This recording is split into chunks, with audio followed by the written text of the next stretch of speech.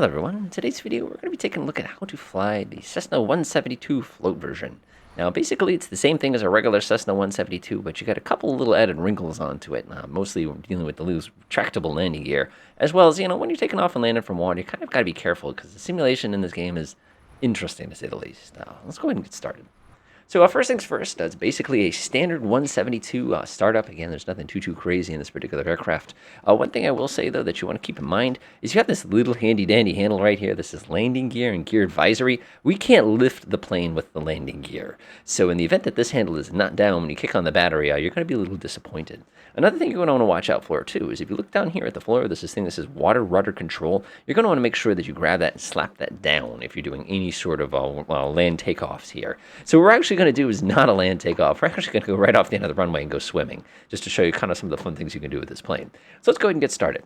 So what I'm going to do is I'm going to make sure my parking brake is going to be set. I'm going to go ahead and flip on my beacon light here. Again, handy dandy bacon. Bacon's good. I'm going to come down here and double check to make sure my fuel is on. We don't have to worry about that in this particular version of this aircraft. I'm going to confirm again that my landing gear lever is down because I'm on land. If you're in water, make sure that's in the up position. So what I'm going to do now is I'm going to go ahead and push the mixture control all the way forward. I'm going to crack my throttle just a tiny bit here. Again, I don't feel like we need to prime it today because it's a pretty warm summer day, so I'm not too worried about it. If we did need to prime it, we'd have to push this all the way forward, crank on the fuel pump, crank off the fuel pump, and do all that fun too. So I'm going to come down here to my master switch, go ahead and click both of those on.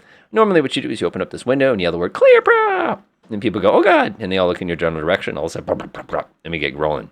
So I'm going to come down here with the key, going to have one hand on the throttle, going to have one hand on the key. You're going to crank the key and look out the window, so in case anything comes up at the last second. All right, here we go.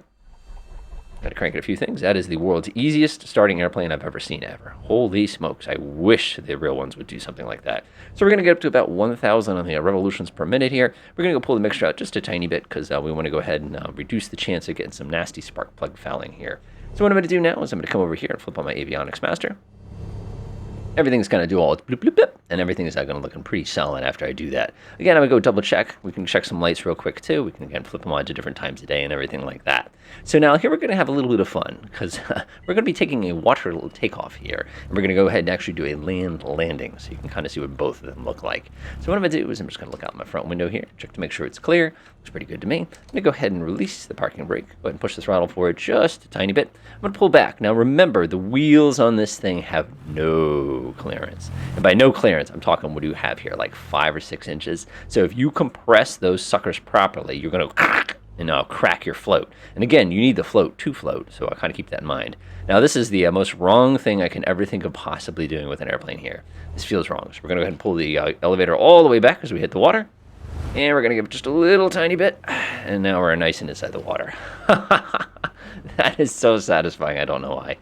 Okay, so what I'm going to do now is I'm going to go ahead and pop down the water rudder control. Whoop. By the way, this is the most irritating lever you ever have to pull. There we go. That way we have a little bit more control. And we're also going to go ahead and raise our landing gear because we don't want those dragging in the water. You make this like massive little wake behind you when you do that. You can actually see where the wheels are just kind of kicking and getting really wet and really nasty. Okay, go ahead and back the throttle up a little tiny bit and we'll go ahead and get ready for takeoff. So we take off into the wind just like we do in the real world. We don't actually have any nasty wind yet. So let's go ahead and generate some wind for us. We'll do some high-level clouds. Hey, there we go. So it looks to me like the wind is coming from this direction. So I'm going to go ahead and kind of kick us over this way a little bit. That's looking pretty darn good, about 270. It's like a 245 or something along those lines. Pretty good. We're going to go ahead and set my flaps to flaps 20 here. So now when we take this aircraft off, normally you'd basically be trying to hold a wheelie. For this particular one, it's just a gentle wheelie. You don't have to like pull back really hard like you have to do on the Icon or anything like that. One thing we do want to think about during takeoff, though, is those rudders are now dangling off the back of us. So any motion with my feet are going to cause us to basically go, whoa, like this into the water. So you want to kind of be very cautious with that. So what I actually would do sometimes is I'll actually bring them up unless you absolutely need them. But again, we can always bring them up when we get in the air, too. It depends on the situation. In this case, the water's pretty darn calm, and I've got plenty of rudder authority here. But you never know. Somebody leave them down. So I'm going to go ahead and apply full power. I'm going to pull the nose up just a little bit. All right, here we go. So now what we're going to do is we're just going to gently hold back. So in the real plane here, just one of those kind of a things. I'm kind of disappointed we don't get to hear that sound, but I'll deal. So here's what we're going to do. We're going to gently get up on the step, which is what we're sitting on right now. We're just a little bit of, it starts to get a little loose on you. It's going to take up in the air. If we do get airborne early, that's fine. You just want to hold it in ground effect until you can get up to your VX, which is going to be about, let's call it about 55, 57-ish. And then we can start gently climbing.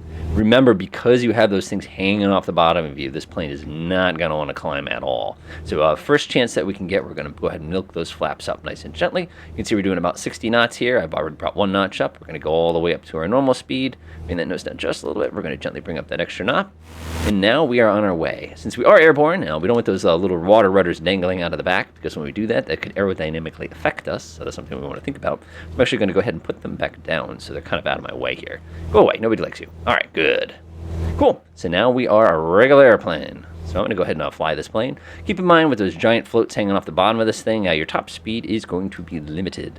Another fun thing, too, is in the real world, it is unbelievably loud when you have all those giant floats kind of dangling off the bottom of you. Now, once you get this thing going up to about 100 knots, it just, it is, you know what I mean by the noise it makes. And sometimes they start singing to you, too, if you hit, like, just the right air current and everything like that. So what we're going to do now is we're going to convert this into a land landing. We're actually going to go ahead and bring ourselves around. Remember, the wind now is basically coming from our west here, so we're going to go use that runway right on my left. I'll take that one right there. I'll go ahead and zoom in on it. This is a very, very short runway, so we're going to be very, very careful here. Unfortunately, again, we could take the crosswind runway because it's only 2 knots, but hey, we might as well do it carefully. So the secret to landing this on the ground is don't do it. You should always be landing on the water every chance you get. The only reason you have those wheels is for my little kind of fun little exercise in the beginning where I basically drove it into the water. Trying to land this thing on the actual wheels, it requires the world's most dainty, gentle landing you've ever attempted. And again, it's not even recommended by the manufacturer. It's like emergency only. But too bad, we're going to do it. So I'm going to go ahead and line ourselves up here. We're just going to take a gentle look. And if you hear the scraping noise, that's my fault. That looks pretty good right there. I'm liking my, kind of got a high pattern here. It's about 1,000 feet because we're basically at sea level. Looking pretty good, looking pretty good. I'm going to kind of bring it this way, yeah, just a little bit in. Nice. This is Elizabeth Field, by the way. This is right off the coast of Connecticut. Over on my right here, this would be a Long Island Sound for those of you who are interested in where we are, if you want to kind of try this one out yourself. And we're going to be looking for that runway right here. Now, I've landed in this runway in the real world, and I've got to say, it is a tiny runway. All right, we're going to go ahead and back the throttle down, and now we're going to go ahead and run through a couple different things here. So first of all, I'm going to make sure that my landing gear are in the down position.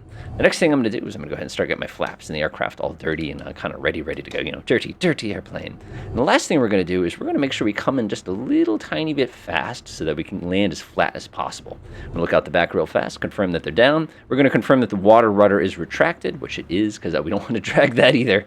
Again, these are all very expensive accidents on our part. So I'm going to go ahead and take my turn. I'll go ahead and bring my flaps down a little bit early here in order to keep this thing nice and slow. Again, nice and controlled. This is an emergency. This isn't something you want to do every day with your airplane because, again, these things are expensive. Also, when you take them off, keep in mind everything that we're doing here is something that can make your life more complicated as well. So the goal here is to touch down with as little energy in the plane as possible. So this is always fun because you can kind of look down and see all the people who live here. I'm trying to remember how the residency works. There's no hotels on this island, by the way. So the only people who live here are people who actually live here. Like, you can't Airbnb or anything like that. It's actually kind of fun. All right, we're going to come swing around here and get ourselves all lined up. And you can see we're a little on the high side, but nothing terrible. So I'm going to hold us right about 70. You're going to get a gear advisory warning. That's just saying, hey, by the way, you're trying to land with the landing gear down. Is something wrong? It's like, no, nothing's wrong. I've got this. I'm going to hold us just a little bit faster. Again, if you treat this like a soft field landing, you're probably pretty safe here. There's a handy-dandy runway. You can already see how insanely short this thing is. Now I'm just going to come in nice and gentle. Like you can see, I'm going just a tiny bit fast. We're going to bleed off that speed at the end. Again, if you had an engine failure now, you're not coming back because those floats will just slow you down to everything. So now we're going to go ahead and back up the power just a little bit and get to a regular approach speed. We're going to try to keep it as flat as possible. So I'm going to go about 65 knots. I'm looking at the end of the runway. The runway's pretty good. Landing gear down. Again, make sure your water runners are retracted. Make sure your flaps are in the correct position. We'll bring the nose down just a little bit. And we're going to go ahead and head right for the big old number 25 there. We'll back the throttle back halfway. And now you're not really going to flare. What you're going to do is just let it come down on its own. There we go. Nice and flat. Down for runway landing. And we're here. Down for runway landing. Ha-ha! Got it. I probably should have come out just a tiny bit slower, but again, leaving a little bit of RPMs in when you land is going to give you a little bit flatter of an approach. You can see I came on a little short because of the fact we're so much higher off the ground than the Cessna normally is. So that was a little bit bumpier than I liked, but at least our vertical speed was pretty slow. So we'll go ahead and do one more thing. We'll go ahead and take off one more time, and this time, since we're doing a land takeoff, I'm going to go ahead and cheat a little bit. This is called slew. It's the most fun thing to play with. There we go. Look at that. So now we're all set up. Make sure my landing gear are ready to go. Make sure my flaps are retracted. Everything's looking pretty good. Again, any major bump is going to go take those stupid floats right off, or it's going to bend it up. Go ahead and give it full power. Remember, we're up a little higher out of the ground here. And now the important thing is not to over-rotate, because we will strike the back of where the floats are. So you kind of got to be careful. Again, this is an emergency procedure. This isn't something that you would normally do. Not to say you can't, because it's Microsoft Flight Simulator. It's just not recommended. Now notice how long this thing takes to get going. V1, so we're going to pull it back just a little bit. Just a little bit. Just a little bit. And you can see I've barely got any angle on this thing at all. As soon as we get airborne, of course, we're going to slap up the landing gear. Give it a moment. Give it a moment. There it is. 2 blue lights. And we're going to wait for the other 2. And we're going to be, there we go. We have 4 blue lights. Our landing gear is now retracted. So now what we're going to do is land in the water. So landing in the water in this one, super duper simple. You're basically going to smack into the water as gently as you can. I know that sounds very scientific, but it actually works pretty well. I'm going to look around real quick. Again, the wind's kind of coming out of this direction, so we'll land to that direction. What I'm going to do is I'm going to go ahead and grab my handy dandy water rudders after I'm established, and then I'm going to go ahead and get everything else ready to rock here. Start slowing down very aggressively. Since we're basically just going to pick a spot on the runway, I'm going to go ahead and dirty up the plane. We got all 3 notches of flaps. I would not touch the water rudders in the real world, and so you're pretty much pointing straight. If you do it early, they become aerodynamically interesting for you, so kind of keep that in the back of your mind as well. I'll come down here. Everything looks good. Go ahead and grab that sucker and pull that up. Whoa! There we go. Check to make sure it went down. Delightful. Now remember, the moment those rudders dig into the water, it's going to get very sensitive, so you want to be very careful with it. So what we're going to do is do a standard approach. Go ahead and slow down a little bit, come down to our 65. And now in the real world, water is ultra sticky. So no matter how gently you hit it, it just sucks you right into it. It's a very strange sensation. We're just going to get real close to the water. Now what you're going to do is hold a constant vertical speed down into the water. So I'm going to hold about 200 feet per minute, about 200 feet per minute, 200 feet per minute, and we're down on the water. A little bit of a splash, that's okay. For water landing. There we go. So I'm going to let the nose come, do not let the nose come down too much. Just trying to hold it nice and gentle. And now, whoosh, and now you start to dig back into the water there. Now, the reason we want to hold a constant speed into the water is on account of the fact that you're not going to be able to see smoothly exactly how high off the water you are. It creates quite an optical illusion because you basically have an infinite runway. So I give it just enough to get us in. So now that our water rudder is all the way down and I've got a landing gear is up, now we can go ahead and tool this thing around in the water. Now, the thing that makes this kind of difficult to tool around in the water is most of your authority does not come from those little rudders in the back. You do get some of the authority, but the best thing you can do is if you give it like a bunch of RPM and then just kick the rudder really hard, you can get yourself a really, really nice tight turn. Now, in Flight Sim, of course, as you start to slow down, these become more sensitive, which I find kind of interesting, but it works pretty well. If you get really stuck, by the way, you can always switch to slow and physically get out of the airplane and spin the plane around like I just did there, and it works pretty well. So hopefully this gives you some inspiration to go ahead and try one of these floaters out. I think they're pretty cool.